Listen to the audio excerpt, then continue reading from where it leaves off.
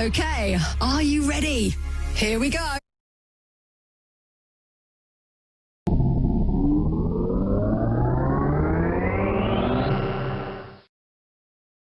Monday. Good morning to you. This is Kay Adams with you till 12 on BBC Radio Scotland. A happy new year to you. I hope the weather conditions are not too bad wherever you are. It was actually relatively calm in Glasgow this morning. I know it's not the case elsewhere in the country. So if you are experiencing bad weather conditions this morning, I hope you're at least warm and cosy inside. Well, it wasn't the start to 2025 that Reform Party leader Nigel Farage wanted. He started out yesterday morning eulogising about Elon Musk, the world's richest man, and his party's potential benefactor. I think he's a hero, and I said that well before any potential money was offered. People's Chain, keep your thoughts coming in, 80295. Coming up between now and noon. One of the first things I asked when I was diagnosed is if I could continue doing my DAB. We will hear from the Edinburgh teen who refused to let a cancer diagnosis stop her achieving her goals. And money, money, money. I brought along the curtain, shoot, kick the ballistics. Come on!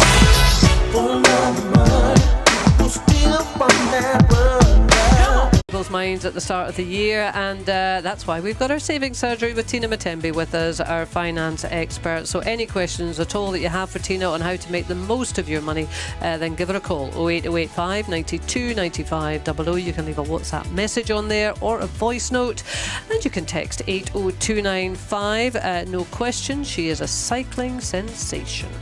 Laura Kenny goes to the front. They are going to win this. Laura Kenny, Katie Archibald are the Olympic champions. Yeah, but Dame Laura Kenny has been expressing fears that her sporting success might have impacted her fertility. We'll be talking a bit more about that and whether or not there might be a link also. Most of what I do involves communicating with the dog. Well, pretty much all of it. Well, that and the communicating with the owners, of course. It is the man they call the dog father, Graham Hall. He'll be telling us how to get the best out of our mutts. Mornings on BBC Radio Scotland. So lots to come this morning on BBC Radio Scotland. We'll be speaking to Tina very shortly, just for a little catch up for her saving surgery, and also to Rosa Ross, a remarkable teenager from Edinburgh with an incredible story. But let's have some shiny, happy people. Here's R.E.M.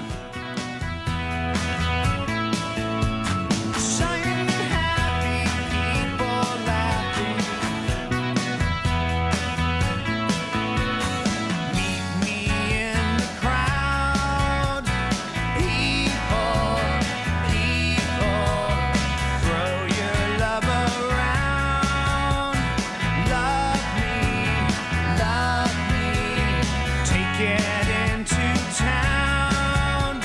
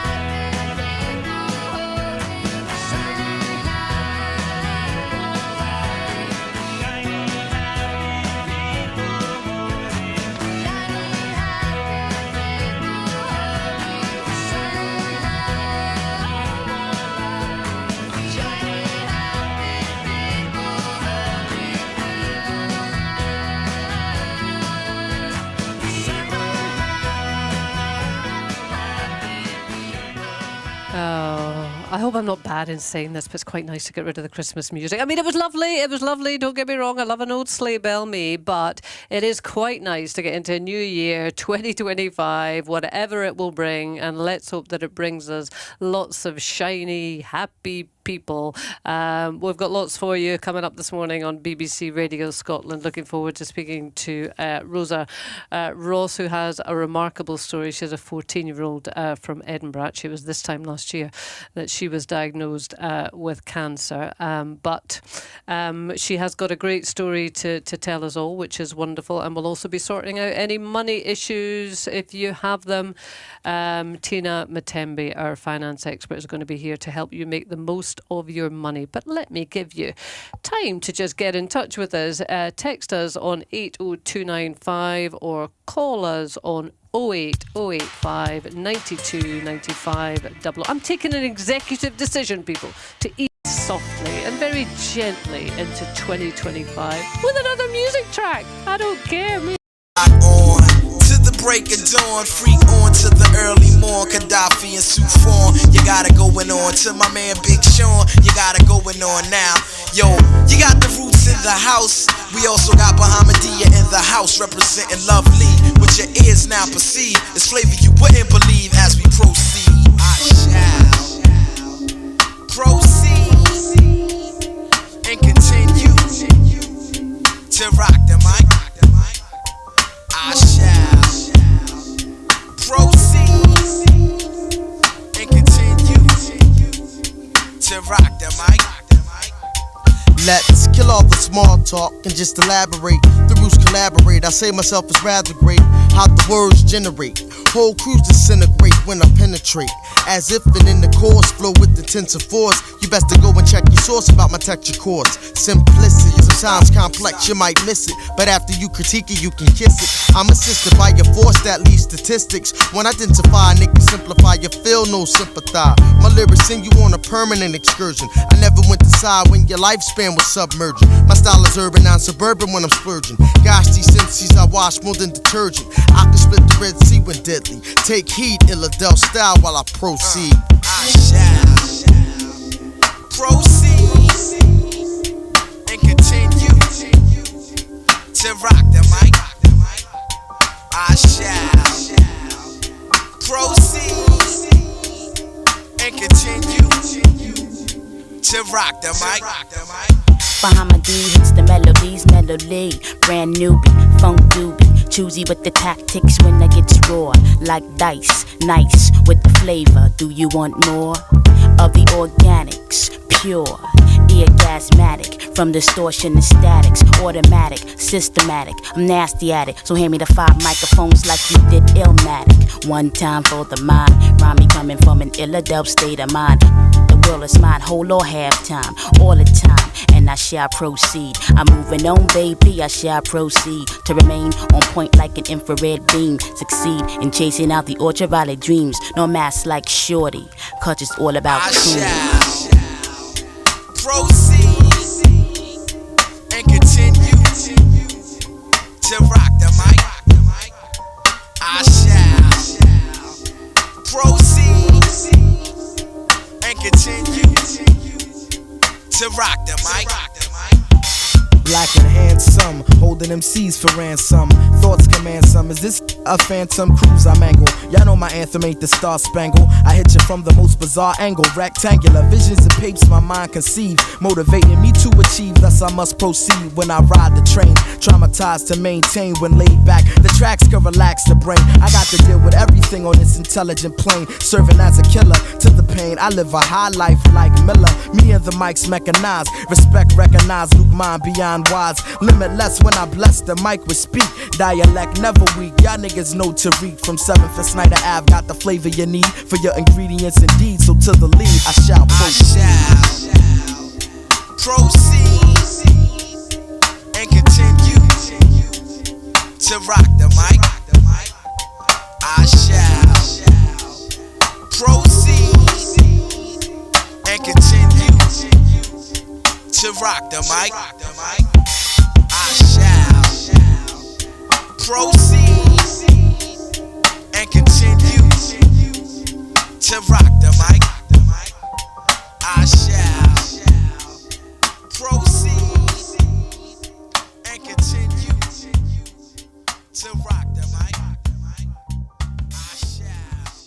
as I say, trying to ease you gently into the new week, into Monday and into 2025. And we've got a remarkable story for you now with a remarkable young woman.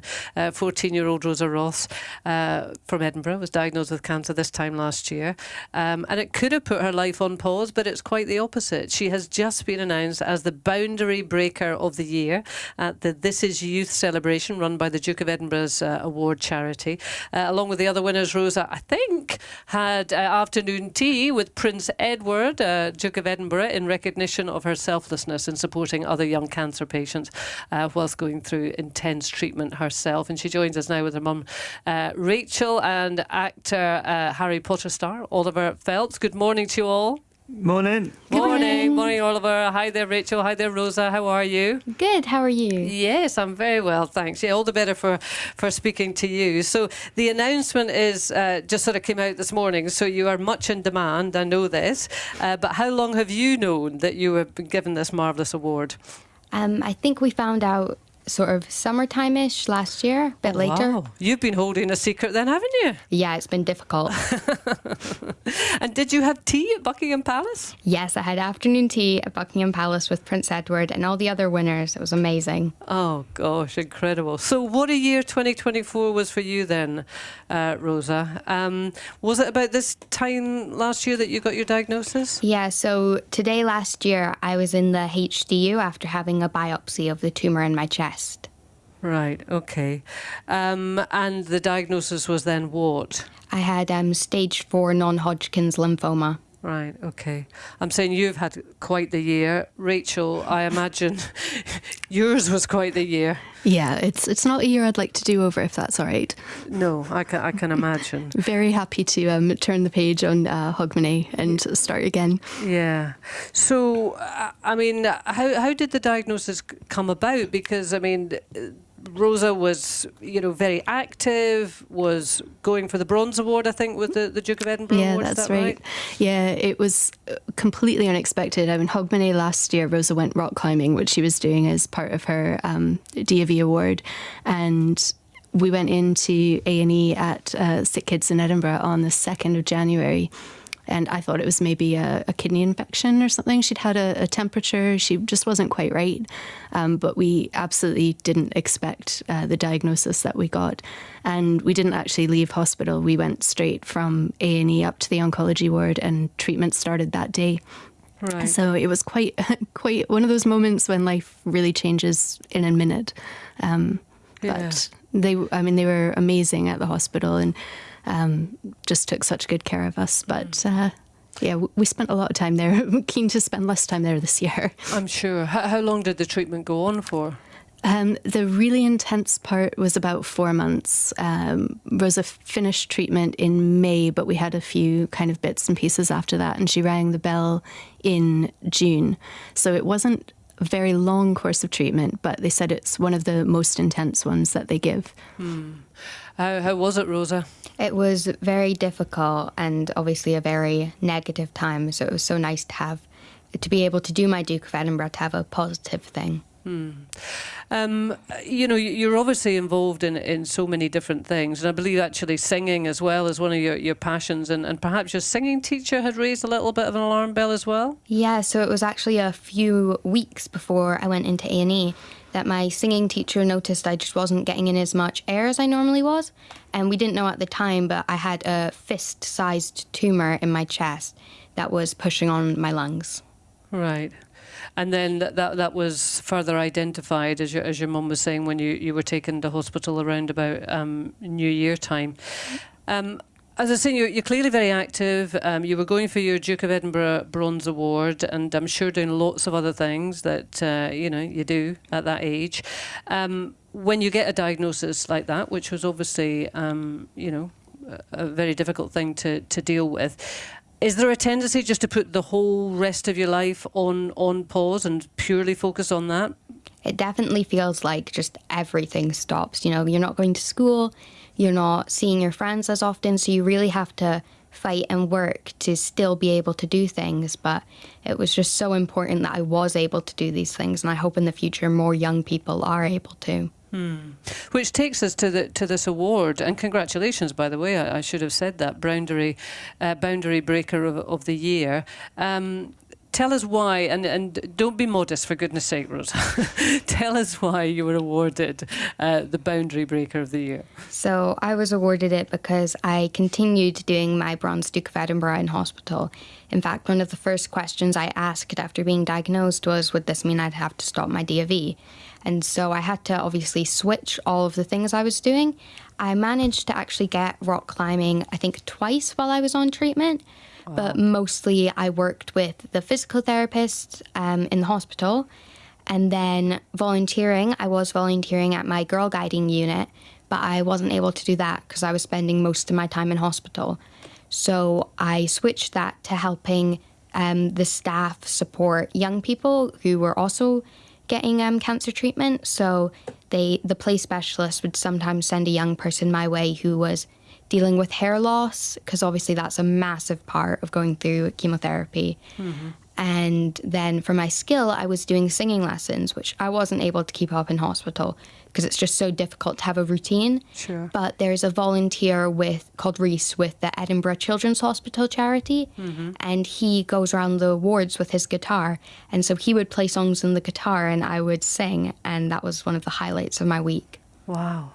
And so in terms of you spending time with other young people who were going through treatment as well, I mean, was that extra tough on you, Rosa, or was it in some ways, I don't know whether the word would be therapeutic, I mean, was it good for you or did it put extra strain on you? And then I'll ask your mum what she saw.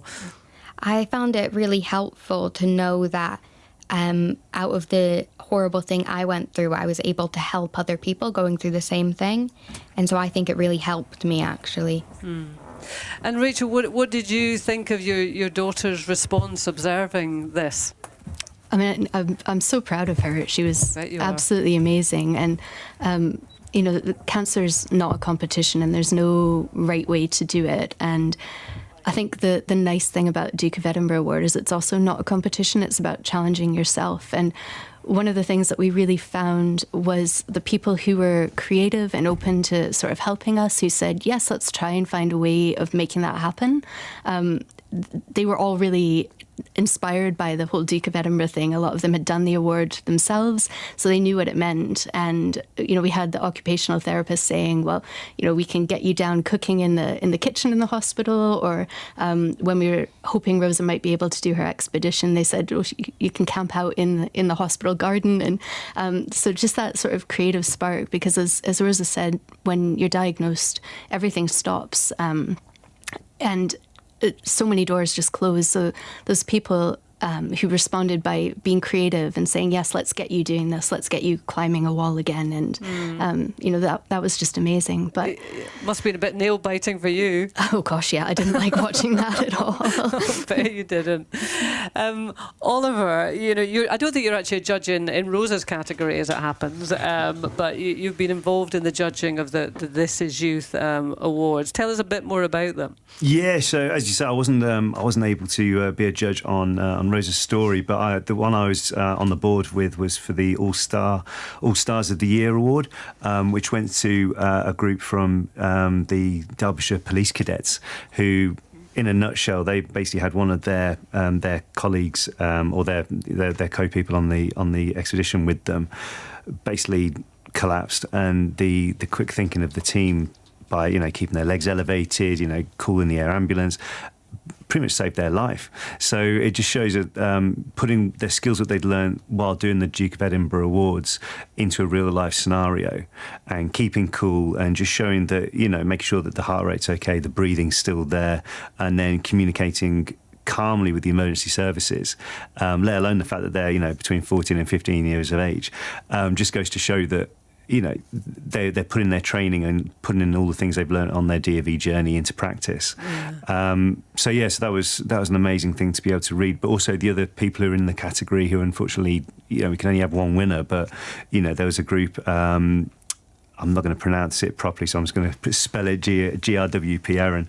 And there's a team there of participants who again, one of their teammates suffered with silent brittle asthma and basically collapsed, and they shielded the person on the floor, making sure they weren't getting wound up by it or anything like that, or made even more uncomfortable. So again, it's celebrating people's achievements while doing the Duke of Edinburgh, and that was the cool thing about being a judge on it, is just seeing it, and then going to the Palace when we were all lucky enough to go there in November. So you got invited for tea as well then, Oliver, that was great. I didn't even have to do any of the camping or anything like that. Very nice scones, I have to add. But we were able to go and meet all the other winners and some of the other awards, like the people on the judging panel, some of which had actually been through the Duke of Edinburgh Awards themselves, like John Watts, who's a TV chef, who was telling me that he got into doing the D.A.V., which actually taught him how to cook when he was in the Young Offenders. Oh, really? So again, it's not just shown that it's in schools or it's in colleges, it's in so many different places where you can access it, hospitals, prisons, etc. So you can see that it sort of covers such a diverse mix of the community, which is what a great charity it is. Yeah, I'm just looking at some of the stats, because it's grown and grown and grown, hasn't it? So they're hoping that 1.6 million young people will start D.A.V. by spring 2026. So, I mean, it's a very significant amount of people. At what stage are you in the journey then, Rosa? So you got your bronze, I presume, yeah? So I was able to do all of my bronze apart from the expedition. Right. So I got a certificate of completion, but you are able to start on silver. So I am doing my silver this year. Great, okay. And what are your skills for that? So I'm doing mostly the same, but I'm back to doing my singing lessons, and I'm doing my rock climbing, and I'm also back to volunteering with my girl guiding unit, though I'm sometimes still up at the hospital helping out with their Halloween party and things. Yeah. And health-wise, how are you doing? I'm doing much better than I was this time last year. I've been in remission for quite a while now, and I'm all off treatment. Yeah. How do you look back on that year, Rosa? It's just like a fever dream. I think about it, and it feels like it was yesterday, but also like it was so long ago. It was obviously such a difficult time. That's why I'm just so grateful that I managed to get something so positive out of it. Yeah, you certainly did. As I say, congratulations again. It's wonderful that you did, and I'm sure it is a year that you would happily, and Rachel, you'll agree with this, consign to history. But before I let you go, Rosa, Buckingham Palace, I've never been there. What is it like? It was amazing. I never thought I'd get to go to Buckingham Palace, and especially never mind the same year I was diagnosed with cancer. And there were just paintings on the walls by incredibly famous artists. There was a table that was commissioned by Napoleon just in the room, and it was very good, I must add as well. It was very good scones. I can agree with that. So you got the guided tour? Well, not quite, but there was lots of stuff. You were obviously taken in. Did you get to go, Rachel? I did, yeah, and was poking at all the corners as well. It's absolutely incredible. Yeah, well, it's a very nice little perk, but your achievements, more than outshine that, Rosa. Listen, wish you all the very best in the future. Congratulations again on your award. Thanks very much for making time to speak to us, and to you as well, Rachel, and to Oliver Phelps as well. Thank you.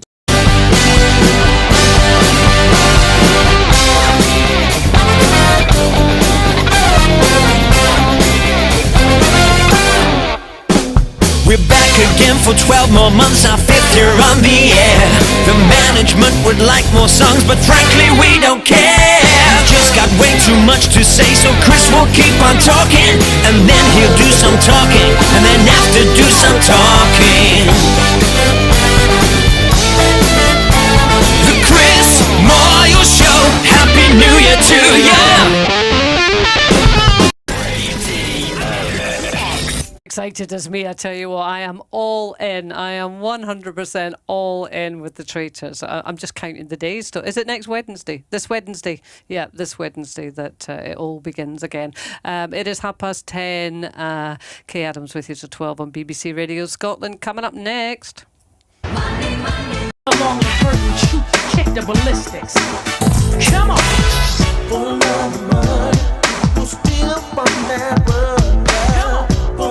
I can see her waiting to take your calls. Our finance expert, Tina Matembe, here to help you make the most of your money.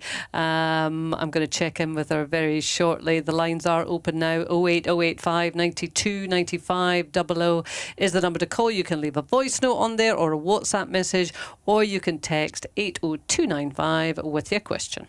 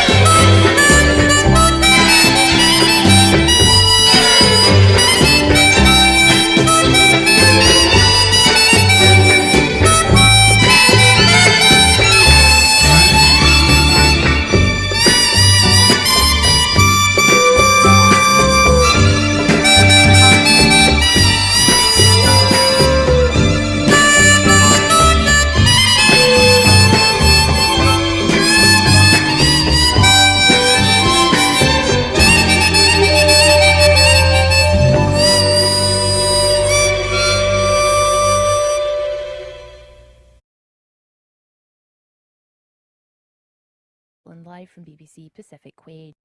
Across the United Kingdom and the world. This is what they want. This. Mornings on BBC Radio Scotland. Got something to ask our finance expert? Well, she's sitting here waiting to speak to you. Tina Matembe, founder and CEO of Moneymatics, is here this morning for our savings surgery. The number, as ever, 08085 92 95 00. Always best to pick up the phone and speak to Tina directly. But you can leave a voice note or a WhatsApp message, or you can text 80295. Taking calls after 11, but the lines are open now, so make sure you get to the front of the queue. And Tina's here to say hi. Morning, Tina. Good morning, Kay. How are you? And Happy New Year. Happy New Year to you. Did you have a lovely Christmas and New Year and all that stuff? Very loud and busy Christmas and New Year, but yes, good. Oh, it was loud and busy. That's good. You know, so many people say it was quiet, but yours wasn't quiet, no? Nope. We're hosting family. We haven't hosted in a few years, so it was really busy and loud. How many did we have around the table, or sitting on chairs, or sitting on the floor? 15? 15 people at Christmas, yes. Oh, who was cooking? Me and 2 others, so not too bad. Oh God, I take my hat off to you. I tell you, I would. You know, I'd have to be lying down in some kind of desensitization tank for a week after that. Well, but it's back to business, Tina, of course, and you know, you're here to help people in the savings surgery if they've got any questions about making the most of their money. And of course, the 6th of January is a time. I know I'm going to do it. I'm going to be sitting down this week and just sort of looking down at what I've spent and where I'm going, etc., etc. Is it a good time to be doing that? It definitely is. It's you know, the new year comes with new thoughts, new goals, so it's absolutely the right time to do it. And there's no shame in having done it last year and it didn't, you know, work out. Absolutely do it again. And what should you be focusing on? I always say, Kay, that one of the first things to do is to take stock of what you did, you know, last year, so that you know where you're at. You know, you can't start planning for something if you don't know where you are at in the process. So think about your money last year. What did you do with it? What are the things you liked about how you spent your money? What would you like to change about it? What are your goals this year? And then from that point on, you can plan for the year ahead. Yeah, and it's nice to get it. Well, I say down on paper. I always think of a piece of paper and a pen. But for lots of people, I guess it might be getting it down on a screen or whatever. But actually visualizing it, I always find very helpful. Absolutely. Anything you can do to visualize. One other thing that we don't think about is accountability. It's easy for you to make plans yourself and, go away, and after 2 months you give up on them. But if you have accountability and you have someone that you've shared what your goals are, that can be a very good way to do it. We are very big on accountability and vision boarding. And so we're actually hosting an event in Glasgow to kick off your year that way. So Grow Your Money Live is all about that. How can you be accountable, make the most of your money, and think about other things like investing. It's not just about budgeting, but making the most of it, making your money work hardest for you. Oh, sounds good. But of course, at this time of year, a lot of people unfortunately start the year in debt, don't they? And I know we've spoken about it before, haven't we, Tina? These buy now, pay later schemes, and there's a number of them. Klarna, ClearPay, Afterpay are just some of them. And you said they can work sometimes, but there seems to be a growing level of concern about them. Would that be fair to say? It is, and actually some statistics have come out. We spent £34 million at Christmas on buy now, pay later. And not to demonize those platforms, buy now, pay later can be useful if it's managed well. But the big issue with it is it encourages impulse spending, and it often, the risks of using it are downplayed. So if you're struggling to afford something upfront, that's a red flag for you. You really should be considering different options to buy now, pay later, because it's expensive. And it really is a sign that you probably can't afford what you're trying to get. I mean, there is some chat about protections being brought in. So, as I say, there clearly is a level of concern, but I don't think that's happening imminently. Am I right? That's right. There's been talk, government's been trying to step in, and really what that's about is trying to bring it under the FCA, the Financial Conduct Authority, so that it can be regulated. Regulating something does not take away the risks of the thing, but it certainly makes them work in a certain framework, be more transparent on what the rates are and how they, get that money back. As a person, though, you should be more conscious of it. Think of them as scorecards that have, scorecards really being reincarnated, so to speak. So you yourself should be looking at your own ways with money, trying to avoid high debt like this, looking at your credit score as a whole, and then the regulation will help, but it doesn't eliminate the risks or the fact that buy now, pay later is here in the market. Yeah, got to get yourself organised. Well, Tina, you're very good at helping people to do that, and the lines are open now. 08085 92 95 00 is the number. You can speak to Tina Mutembe, founder and CEO of Moneymatics, whether that is sort of trying to get things back in order after an expensive Christmas in New Year, or you're looking forward to later in the year, perhaps looking at investments, pensions, other savings, whatever aspect of your money it is that you want to look at, then Tina is more than happy to help. So do get in touch. And Tina, thank you very much. I'll speak to you again after 11. Speak to you soon, Kay. Okie dokie, thanks. Here's Bruce Gent for Tropicana Pure Premium. As an athlete, I know the value of a daily workout and the value of orange juice after a workout. It puts back your energy naturally, and naturally the one I prefer is Tropicana Pure Premium. For me, it tastes freshest. It's pure, pasteurized Florida orange juice. It's different from the other leading brands because it's not reconstituted with water. There's nothing added, nothing taken away. Only one can be the best. For me, it's Tropicana Pure Premium. It tastes freshest. The Shattering Tale of Sybil, Monday at 3. It is just coming up to 20 to 11. This is Kay Adams with you till 12 on BBC Radio Scotland. Coming up next. I just couldn't accept the fact that it would still perform on the track. When it came to trying to conceive a baby, it just would not do it.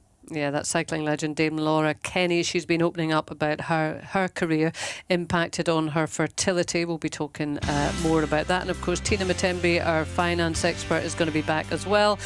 So whether it's pension, savings, investments, or a particular situation I've just now, get in touch.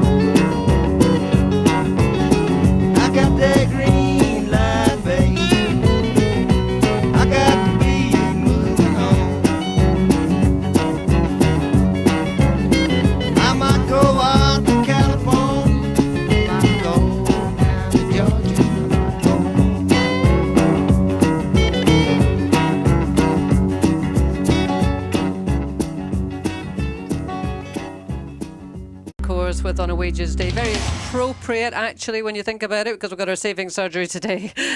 Do remember, if you want to get in touch with Tina Matembe, our expert, 08085 92 95 00 is the number to call. You can leave a voice note there or a WhatsApp message, and you can text 80295. Get in touch.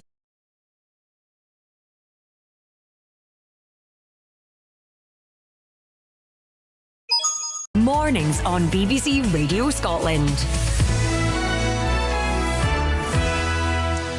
Now, Dame Laura Kenny has 4 Olympic golds to her name, as well as many other titles, but she recently expressed concern that they may have come at a cost to her fertility. The cyclist is now mum to a young son, but her pregnancy journey was far from straightforward, and other elite sportswomen have since opened up about similar experiences, raising the question of what impact high-level training might have on a woman's fertility. We're joined this morning by Carol Gilling-Smith, who's a fertility doctor at Agora Clinic. Morning, Carol.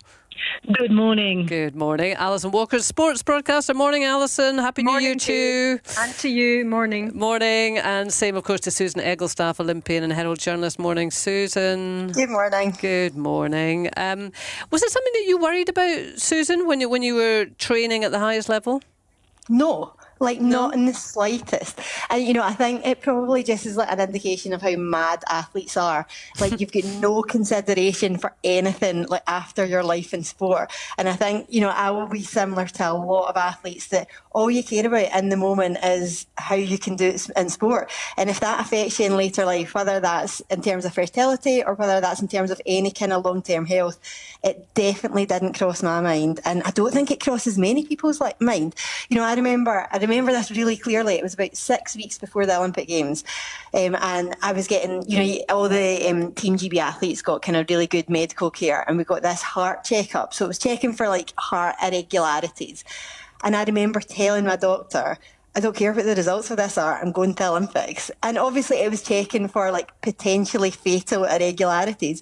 And I remember saying, don't even bother telling me the results, I'm going to Olympics, whatever you find. Right. And that's madness. It's obviously You madness. said it, Susan. I think and I'm absolutely not the only athlete who will think like that. And obviously once you become a normal person, you realise how mad that sounds. But I can see why athletes just don't consider it at the time, because at the time, all that matters is succeeding in sport. So, in terms of fertility, and Carol, you'll tell us whether or not we have established a link, but in terms of fertility, Susan, were you aware that there might be a potential link and decided to disregard it, or you just weren't aware at all? Wasn't aware at all. To be honest, I think if I had been aware, I still think I probably would have disregarded it. But especially when I was younger, when you're 20, you're not really thinking about that, or certainly I wasn't really thinking about that type of thing, which seemed so far away in my life. But I don't think I would have, eased off my training or done less training, because then that feels to be honest, it feels like you're skiving. If you're an elite athlete, you have to push your body harder than is probably good for you in the long term. Mm-hmm. But that's what you feel like you need to do. And whether that's true or not, that's at the time, that's what you feel like you need to do to succeed in sport. And if that then has consequences later in life, to be honest, I didn't think about it, and it didn't even cross my mind that it might affect my fertility. Yeah, but I think that is an interesting distinction. And just to bring you in, Carol, obviously, if you're aware of something, a potential risk, and you decide that you're not going to prioritise it, as Susan says that she would, well, that's absolutely fine. That's an individual choice, isn't it? But to not be aware is a different thing, because then you don't have that choice. What is is there a link, do you think, between elite level training and fertility, and what is the level of awareness? Well, the first is there is a link between not just elite training like this, but it's the body weight, the sort of fat to muscle ratio that causes a disruption in menstrual cycles. And, if a woman is intensely training, as we've just heard, she may not even notice her cycles, or she may be on the contraceptive pill and not be aware that what her body is doing is going into safe mode. It is going into a mode where it can't reproduce because the body doesn't have enough calories to feed a baby. So there's a disruption between the brain, which sends the sort of hormonal impulse signals to the ovary, and the ovary that has plenty of eggs not releasing the eggs. So that's exactly what you'll see in elite athletes. The good news is that it's reversible. In other words, when you take your intensity of training down, you should find that the cycles resume. But, the bad news is if you're trying to conceive whilst on that high intensity training, you may suffer, disrupted cycles. You may find it difficult to conceive, and you may find that you have, as in Dame Laura, a higher chance of miscarriage. I mean, they say in something like a cyclist, their intensity of training is so high, their body fat ratio is the fat ratio is so low for fat that about 56% of elite cyclists will have disrupted menstrual cycles and not be releasing an egg to conceive each month. So that's an absolute direct link for a woman, the level of fat deposits she has on her body and her fertility. Yes, there is, and it's been long known. For example, ballet dancers, gymnasts are often actually, controlling their food intake so severely, they often don't even see their first periods. So it's a condition they don't even actually start menstruating if they start young, and it's a real concern because it also has impact on their bone mass and longer term sequelae. But if you've actually seen periods, you've started periods, and they sort of stop or become irregular during training, you're more likely to recover and to be able to conceive in the future. And then something that we are able to do now with better education is to make people aware of this so that, yes, they can go through that period of intense exercise, but they can also consider freezing their eggs, for example, which has become more and more common in the fertility world. I'm just wondering, and Alison, to bring you in, the level of awareness, I wonder if it is where it should be to allow people to make their own individual choices. What do you think? I think there's a minimum level of awareness, to be honest, but the fact that elite athletes are now freezing their eggs shows that there is certainly more awareness than there used to be. But it's the same with a lot of training connected to women's sport, and a lot more research needs to be done into women's bodies at elite level. I spent decades interviewing male athletes about, hamstring injuries and goodness knows what else. I mean, the same level of research and data is not available for elite women athletes, and that it's great we're actually, we're discussing this. And when your body's Why do you think that is? Well, there's more professionalism in women's sport now. There's a lot more women taking on, wanting to become elite athletes. No, sorry, I mean, why do you think we don't have the same level of conversation about fertility as we do about hamstrings? In the same way that there's only 3% of women's sport covered in the newspapers and everything else, it's just women's sport is catching up, and that's been the issue. That's been the major issue. And the same with research. The same with, and it's about time. It's great this is finally happening, that we're discussing it, but I do go back to Susan's point that I've got a dog. It's all right, don't worry. That I think if you asked any elite athlete, a women athlete, they would do exactly the same as Susan even now in the pursuit of that Olympic medal. Nothing else matters. And I think most women, who want to get an Olympic medal would put that on hold, whether they have an awareness of what might happen in the future or not. It's all about devoting yourself to that goal. And to be honest, you can't really be having a baby when you're pursuing an Olympic medal anyway, because they are so focused. Yeah. I mean, Susan, accepting the fact, and by the way, Alison, can I just say, we've got a guy called the Dog Father coming on, Graham Hall, who's apparently an absolute whiz at training all kinds of dogs. So stay tuned. He'll be here just before 12. It's called the Postman arrived. All right, okay. Oh, we'll deal with that. Don't you worry. Susan, and I totally get you're saying, I was so focused, there's nothing that anyone would have told me. But would it be good for us to have more conversation? I mean, Alison says it's getting a little bit better. But when you think, I don't know, sports coaches, and I'm not getting at the guys, but are we still in a situation where most sports coaches are men, and it might just not occur to them? Yeah, in a word, yes. I mean, during my career, it was never, ever mentioned. And, I was an elite athlete for, almost a decade and a half, and it was never mentioned. And that was, in a lot of respects, probably because my coaches were mainly men. And it's embarrassing. It's embarrassing for men to talk about that kind of thing. I mean, bearing in mind, I've been retired, 10 years, 11 years. So I've been retired quite a while. I think things are, from what I'm hearing, things are better now. But, I mean, it's the same as any kind of medicine. A lot of sports science research is done on male athletes. And so, there just isn't as much known. And it's the same as any aspect of women's sport. It will take a while to catch up. I think, though, there is a much different attitude now compared to when I was, going to my Olympics in 2012, where it just generally wasn't mentioned. And I think if it was mentioned around then, it was a real kind of exception. Whereas I think now it is much more... It's much more normal for female athletes to talk about those type of things and to talk about how it might, it being their time of the month might affect their performance on a certain day, things like that. When I was competing, that was never a subject that was ever broached, whereas I think now it can be kind of tiptoed around a little bit more. But, of course, more research and more knowledge would be helpful for elite athletes because you're female athletes, because then they can make an informed decision, whereas when I was competing, I wasn't making informed decisions, to be honest. And whether I would have made the same decision or not is a kind of separate issue, but it wasn't an informed choice I was making. Yeah. But Carol, interesting what you were saying. And obviously in the world of elite sport, hopefully the conversation is starting to be had.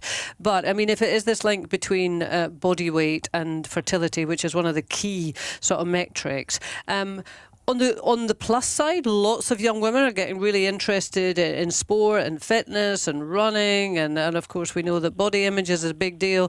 So there will be lots of women who are outside the elite sphere but still super fit and doing a lot of training who also might not be aware of this. Well, that's a very important point, because the woman that is exercising regularly but has a normal body mass index, which is the ratio of weight to height, a body mass index of above 19, ideally below 25, that woman is actually doing herself a favour in terms of her fertility. There's really good results, studies showing the correlation between regular exercise and fertility health. And in fact, we encourage women to exercise during pregnancy. But it's that moving to a low body fat position, which the elite athletes, particularly and certainly in endurance sports like cycling and running, that disrupts the menstrual cycle. Anybody pushing their body psychologically as well, women that are pursuing careers and sacrificing everything, we see many of them in our fertility clinic. So it's not just the elite sports, women. I think there needs to be a lot more education about menstrual cycle health and the fact that you need to have both, a good nutritional health and weight balance and psychological health, because the stress of the elite sportswoman is something we need to also consider. You're training, but you're really pushing your body psychologically as well. Is there any impact on male fertility of high-level training? Yes, there is. Yes, and I think, again, there aren't studies between high-intense training, not just in women and in men, as well, for fertility-related problems. Certainly, there's been a number of studies looking at sperm counts and sperm motility in cyclists, but those elite cyclists, what we're discovering now is a higher level of DNA damage in sperm. And that's interesting, in particular, in Dame Laura's case, because it may not have just been her problem that related to the miscarriage. It can also have been her husband, who was a cyclist, because high-intensity cycling has led to higher damage in DNA, and that in turn leads to a higher risk of miscarriage. Interesting. Carol, thank you very much indeed. That's Carol Gilling-Smith there, who's a fertility doctor. Thanks also to Alison, who always got that pooch under control, and to Susan Egglestaff as well.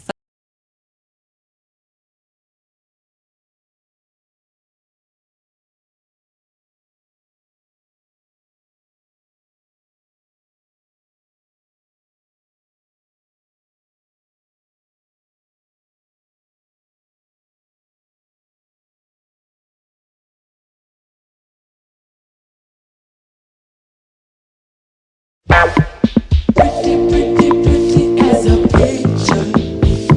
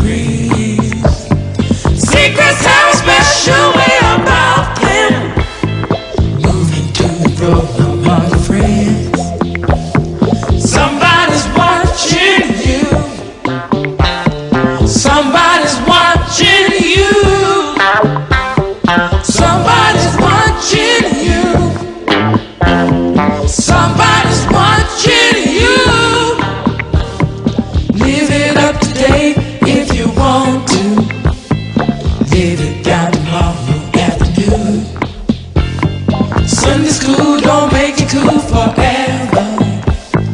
Neither does the silver of your spoon. The nicer the nice, the higher the price.